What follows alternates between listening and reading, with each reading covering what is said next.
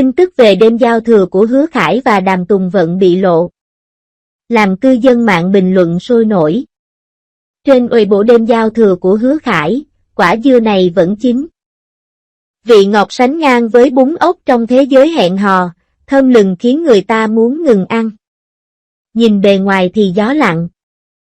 Một bức ảnh đẹp trai và một năm mới vui vẻ, nhưng thực tế lại có một dòng chảy ngầm được so sánh với cảnh thám tử Sherlock Holmes.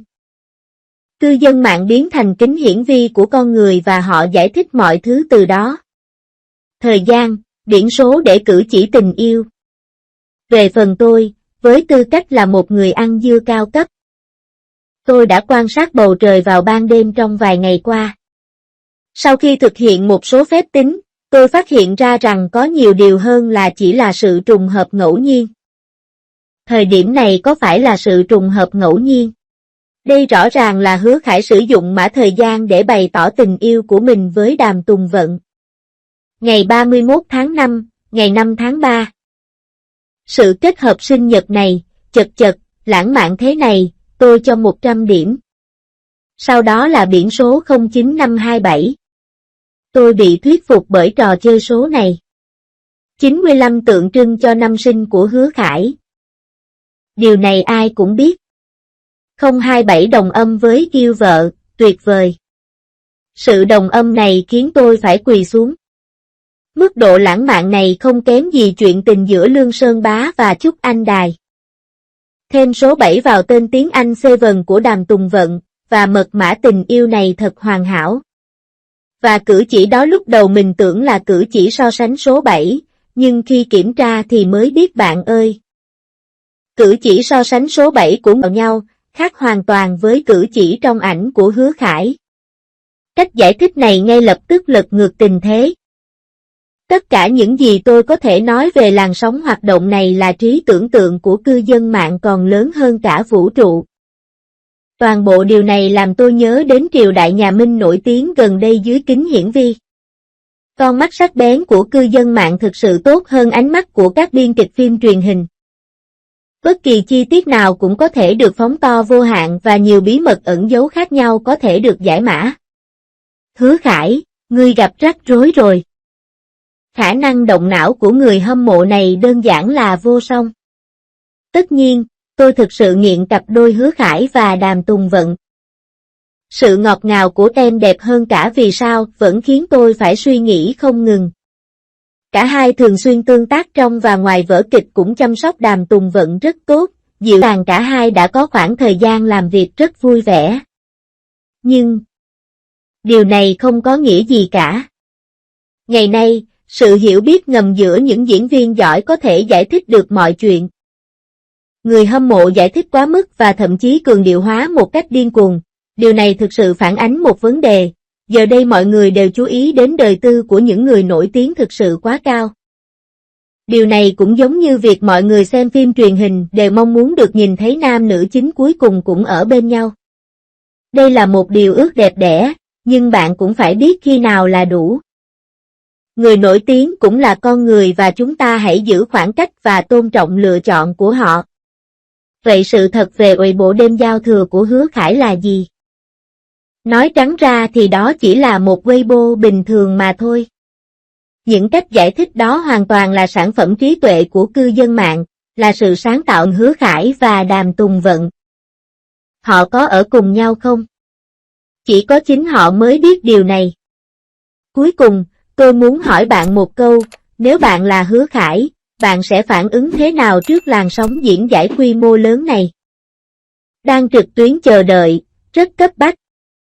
Có thể câu trả lời sẽ được ẩn giấu trong bài viết tiếp theo trên Weibo. Tôi sẽ tiếp tục ăn quả dưa này. 02. Nhóm ảnh xinh đẹp cô chụp ngẫu nhiên khiến cư dân mạng phải thốt lên, thôi lành quá. Cô cầm bó hoa bước đi và chạy dọc đường như bước vào một cảnh trong một vở kịch thanh xuân. Loại Đàm Tùng Vận này dường như chưa bao giờ bị thời gian thay đổi.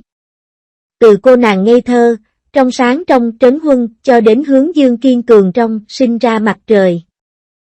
Cô luôn khiến khán giả thấy một cô gái thông minh, trong sáng như mùa xuân.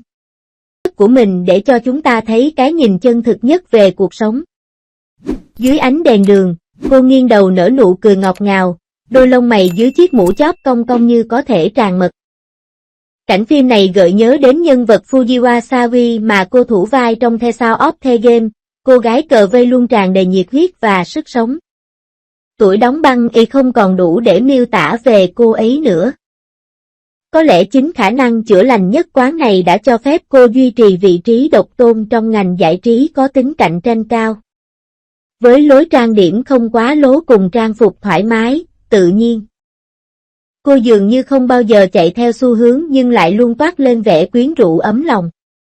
Tôi nhớ trên phim Trường Nghệ huyền thoại An Lê, cô từng nói, nghề diễn xuất là một điều hạnh phúc đối với tôi. Tình yêu diễn xuất thuần khiết này có thể là bí quyết để cô có thể tiếp tục tỏa sáng.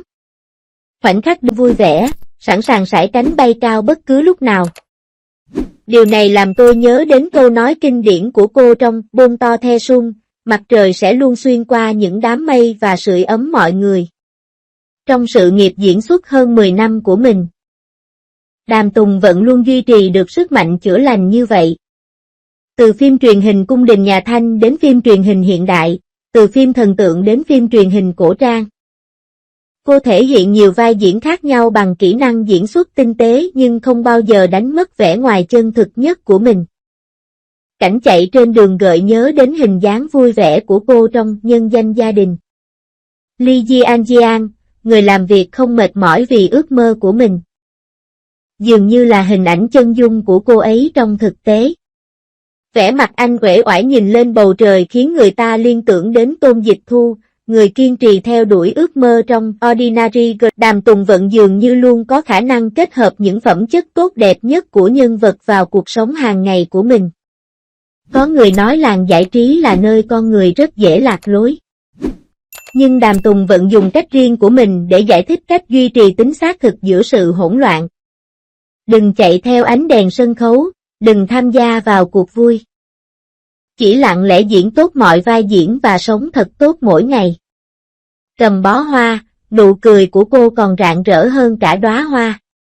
Cảnh tượng này chẳng phải là nữ anh hùng tiểu thuyết hiện thực hay nhất sao? 10 năm trước, cô vẫn là nhân vật lương thiện cao thượng khó quên trong Thừa Hoang Ký. Hôm nay, 10 năm sau, cô vẫn giữ nguyên sự ngây thơ và tình yêu ban đầu. Trong thời đại nóng nảy này, sự kiên trì như vậy đặc biệt quý giá. Thời gian trôi nhanh nhưng Đàm Tùng Vận dường như có pháp lực nói một cách đơn giản nhất. Cô ấy cho chúng ta thấy ý nghĩa thực sự của hạnh phúc, nó không nằm ở mức độ mạnh mẽ của nó mà nằm ở việc liệu nó có thể duy trì tính xác thực của nó một cách nhất quán hay không. Đây có lẽ là điều quyến rũ nhất ở cô ấy. Cô ấy luôn mang trong mình sự chân thành và nhiệt huyết như một cô gái, và sống cuộc đời mình thành một bài hát bất tận. Vào buổi chiều mùa thu này, Đàm Tùng Vận một lần nữa xoa dịu trái tim bao người bằng bộ ảnh đời thường. Có lẽ đây chính là siêu năng lực của cô, luôn khiến mọi người nhìn thấy những điều tốt đẹp nhất trong cuộc sống.